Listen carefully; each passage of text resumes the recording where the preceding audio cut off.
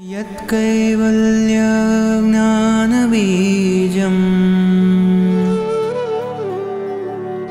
यद्मूलं जीनधर्मस्य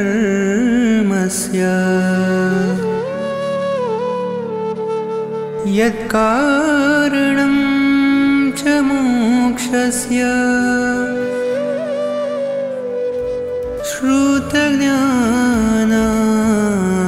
नमो नमः।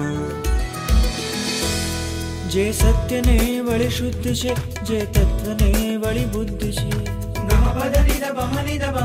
जे सत्य ने वळी शुद्ध छे, जे तत्व ने वळी बुद्ध छे।